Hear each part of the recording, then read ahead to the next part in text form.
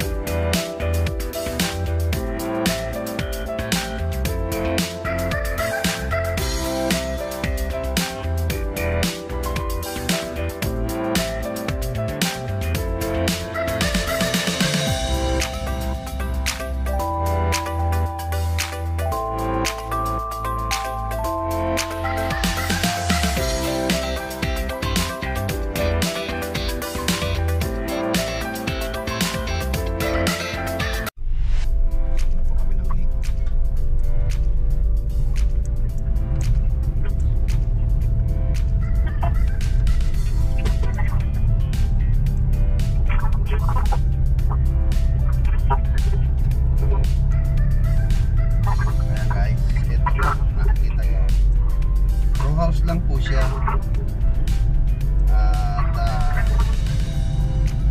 marami na po nakatira sa ngayon dito.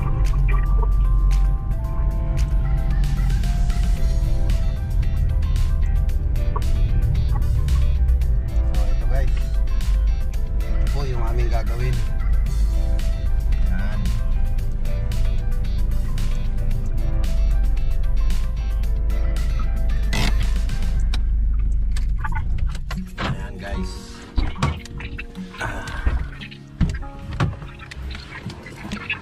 Ito po siya.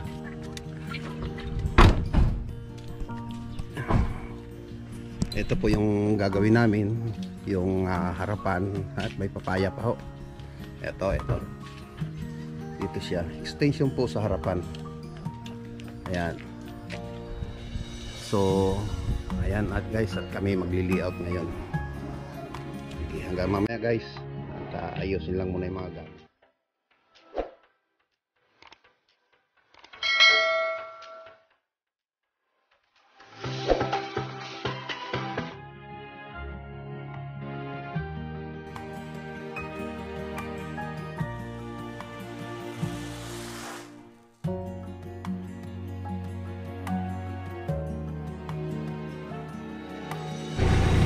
And guys, alas 12 na.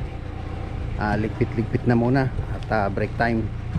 Mamaya naman pong pakakain.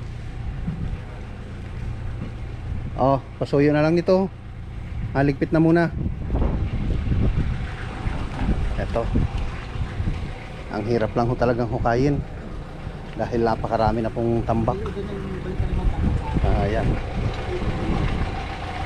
Ayan pa, napakarami pang mga nakaharang na mukha ng tubig, electrical. Ayan.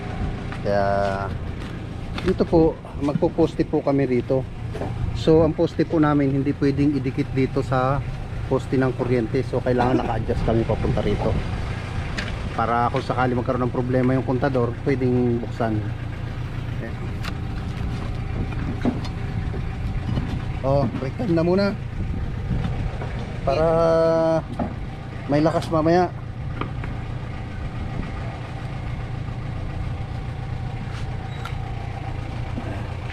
Yes guys, ito kami ngayon at alauna na. So simula na naman po kami ng aming trabaho para sa sa ngayon po maglalatag kami ngayon ng poste, yung pundasyon po. So guys, ito po yung ilalatag namin. Ayan, dalawang poste sa magkabilang side, gawa nga po ng diretso na yan sa taas, abang diretso na sa trusses. So ayun, so guys, at simula na naman po ng trabaho.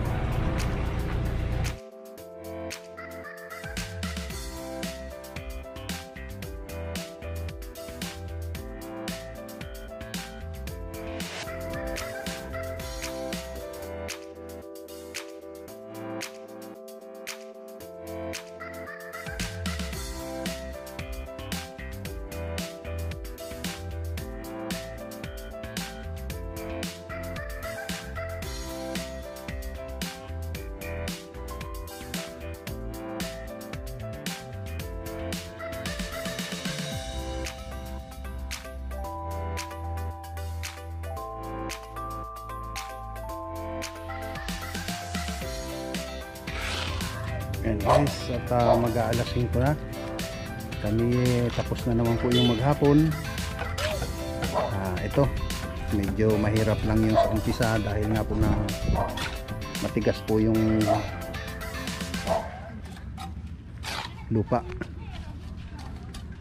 So ito guys, kami uwi na at bukas naman. Guys, ito na kami. Magbububong kami ngayon. Lapit na.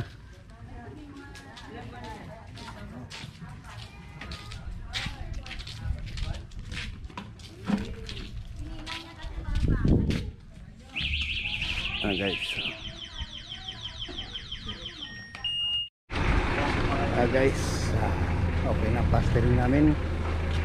Yan. Sa loob. So yung poste binuuna namin para nasa ganun abang na siya kung sakasakali hindi na siya magpapalit.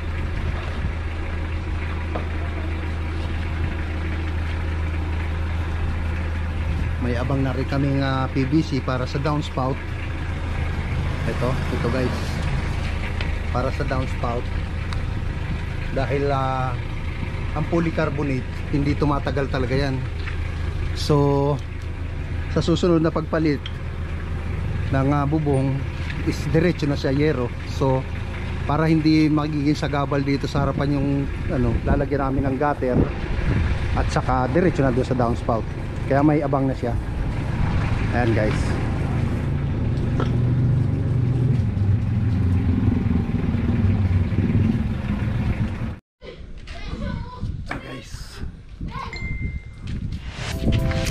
Okay na yung harapan. Ayos naman. Dahil nga pong okay dito parang tindahan. So, nagibubog na rin.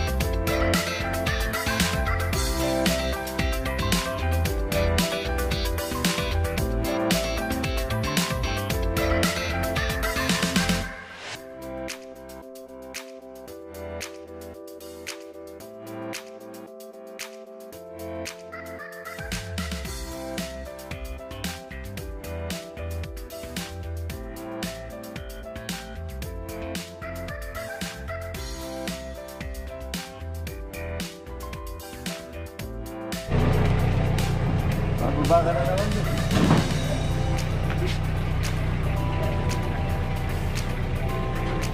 Hindi na, sakay mo na yan, no? Bike mo.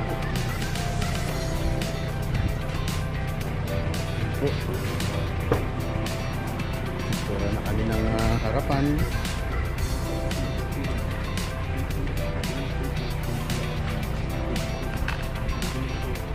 Mayroon na rin pong harangan side for protection.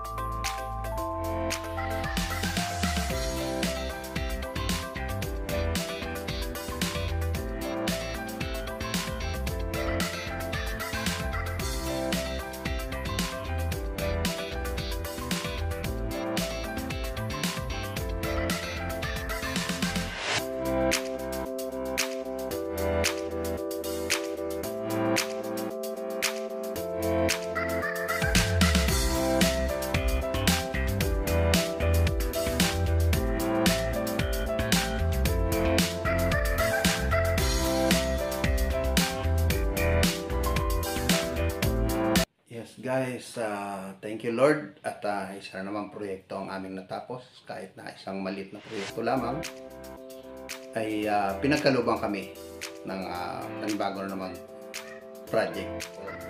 Shout out muna ako kay Shirley bago ako magpaalam. Shirley, pasensya ka na at saludo ako sa iyo sa pagtuturo mo sa akin sa larangan ng pagbablog. So maraming salamat sa iyo. So hanggang sa muli, magkita-kita tayo sa susunod ko i-upload na project. Salamat po.